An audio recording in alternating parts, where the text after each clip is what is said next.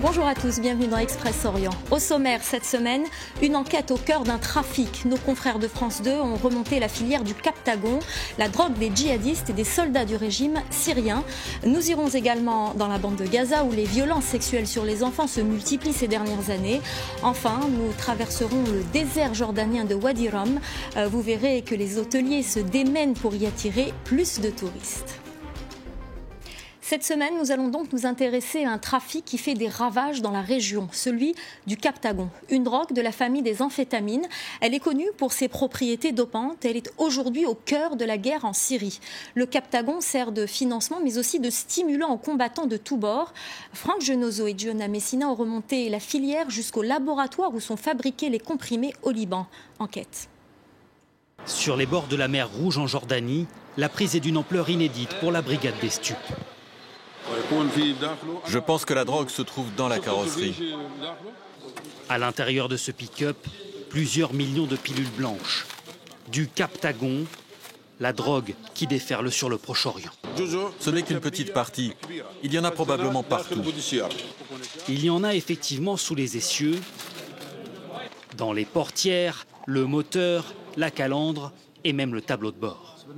À 10 € la pilule, plusieurs dizaines de millions d'euros de marchandises venues de Syrie. Car le pays en guerre est la plaque tournante de ce trafic juteux. La télévision syrienne diffuse régulièrement ces images de saisie, accusant les groupes rebelles ou djihadistes d'être à la source de ces trafics. Accusations renvoyées par les insurgés qui, dans certaines vidéos, dénoncent l'addiction supposée des soldats syriens.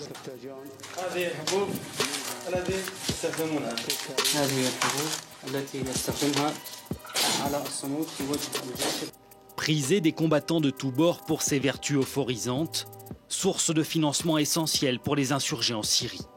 Le Captagon est le phénomène qui inquiète désormais jusqu'au plus haut niveau des autorités sanitaires mondiales. La drogue a deux objectifs. Un, soutenir le moral des combattants. Et deux, vendre ces pilules pour gagner de l'argent et financer l'achat de nouvelles armes.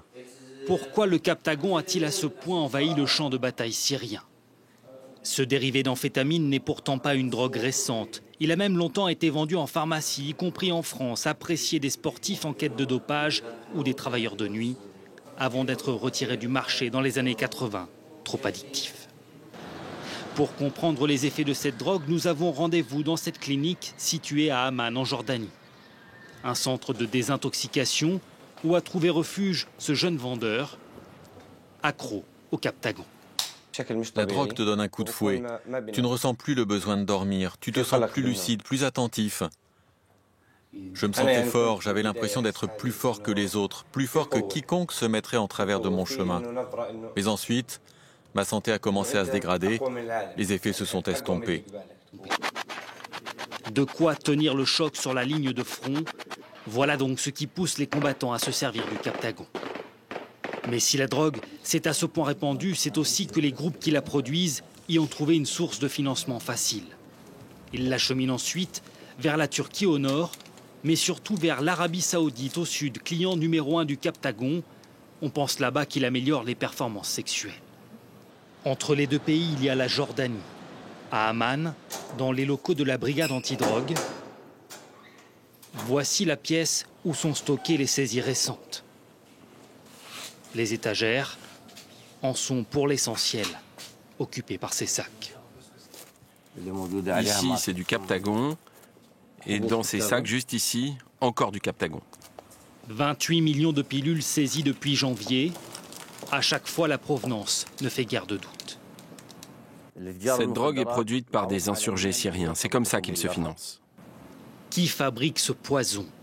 Plusieurs experts nous ont affirmé que Daesh ne prenait pas part à ces trafics au nom de la loi islamique, laissant à d'autres groupes insurgés la production des pilules. Difficile de vérifier sur le terrain ces affirmations. Mais dans la banlieue de Beyrouth, un journaliste libanais a pu pénétrer dans un atelier clandestin. Plusieurs ouvriers s'affairent au mélange des précieuses pilules destinées à rejoindre la Syrie. Parfois, on reçoit un ordre pour fabriquer 500 000 pilules d'un coup.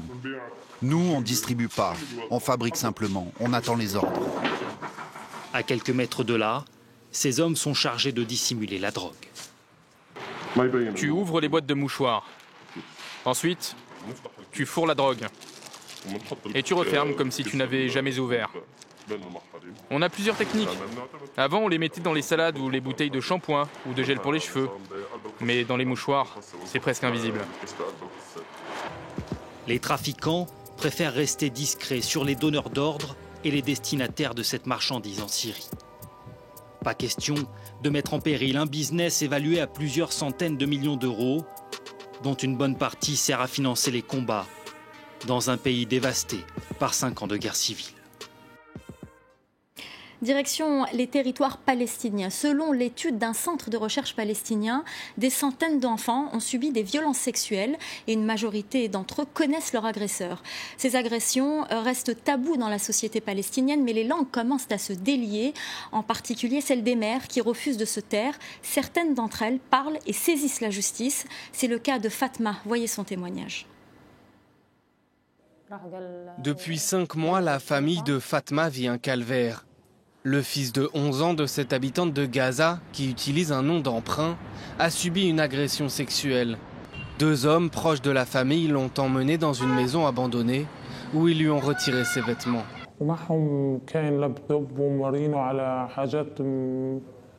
Il y avait un ordinateur et ils lui ont fait regarder des images sexuelles très fortes, des hommes et des femmes nus. Il m'a dit qu'ils l'ont attaché.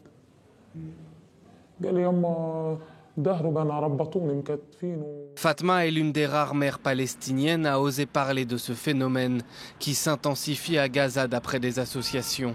Les 2 agresseurs de son fils ont été arrêtés et seul l'un d'eux est toujours emprisonné. Le fils de cette autre femme palestinienne, qui souhaite elle aussi rester anonyme, a subi une agression semblable à la sortie de l'école.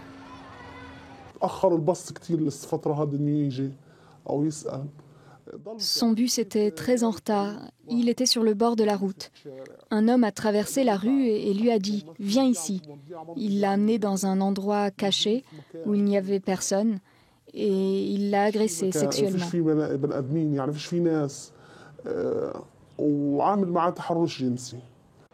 Selon une étude d'un centre de recherche palestinien, 75% des 693 enfants violentés dans les territoires palestiniens en 2 ans connaissaient leur agresseur.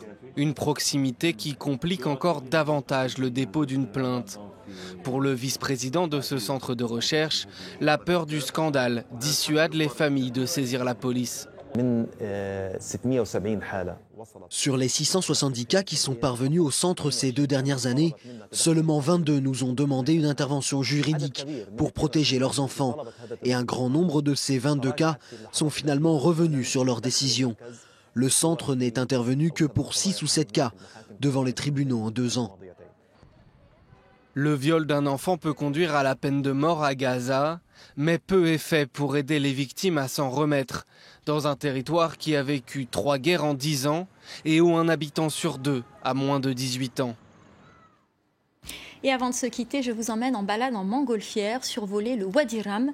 Ce désert jordanien offre un paysage majestueux. Le silence et l'immensité continuent de séduire des touristes, mais pas assez. En raison des conflits dans la région, leur nombre a diminué et les tours opérateurs redoublent d'ingéniosité pour mêler à la fois confort et originalité en plein cœur du désert. Pour admirer le désert du Wadi Rum, il faut être matinal et ne pas avoir peur d'affronter cette fournaise. À peine 7 heures, mais déjà 40 degrés sous le brûleur de la montgolfière. Le prix à payer pour ce panorama de légende sur un désert parmi les plus grandiloquents au monde. C'est un paysage lunaire. Non, c'est splendide. Hein. Ça vaut vraiment la peine. Et le désert n'est pas qu'un mirage vu du ciel. Sur les pistes sablonneuses, c'est à dos de chameau qu'il s'apprivoise le mieux. Ses couleurs mouvantes, comme une dune de sable brûlant. Toutes ces teintes de rouge, ça me donne vraiment l'impression d'être sur Mars. Oui, comme s'il n'y avait plus aucune trace de vie sur cette planète. Si le Wadi Rum a longtemps évoqué le légendaire Lawrence d'Arabie, ce sont désormais les films de science-fiction qui trouvent dans ce désert un décor naturellement cinématographique. Planète Rouge, Dernier jour sur Mars, ou plus récemment, Seul sur Mars, nommé cette fois aux Oscars. Les autorités ont compris qu'elle tenait là un créneau porteur. L'an dernier, dans cette campagne de publicité tournée sur place, une famille profite des petits bonheurs martiens, avant de se rendre compte qu'elle est en fait dans le Wadi Rum. L'attraction ne sera pas de trop, car depuis 5 ans, la fréquentation du parc s'est effondrée. Le camp que vous voyez a fermé. Il n'y a plus personne. Aux frontières du pays, les guerres en Syrie et en Irak ont détourné les touristes de cette destination. Je ne guide des touristes que 2 fois par semaine, alors qu'avant, les journées n'étaient pas suffisantes pour les accueillir tous. Alors, pour faire revenir les visiteurs, le désert se choisit une nouvelle stratégie, délaissant le confort autrefois spartiate des tentes bédouines pour des séjours dans ces bivouacs luxueux. Voici une de nos tentes de luxe, une vraie chambre double. Peignoir, chaussons, électricité, on est loin du confort rustique qui se pratiquait ici il y a quelques années. Les journées des touristes sont parfois éreintantes. Ils font de la randonnée et on veut leur montrer que le désert peut aussi être confortable. Comptez une centaine d'euros pour une nuit en demi-pension, un peu plus pour cette chambre bulle de fabrication française, tout droit sortie d'un film de science-fiction. Depuis cette tente, ils peuvent admirer les étoiles et la lune à la nuit tombée sans bouger de leur lit. Les hôteliers multiplient les investissements avec l'espoir de voir bientôt débarquer une clientèle plus aisée, venue s'aventurer au cœur du plus spectaculaire des déserts du Proche-Orient. Voilà, c'est tout pour cette semaine. Restez avec nous. L'info continue sur France 24.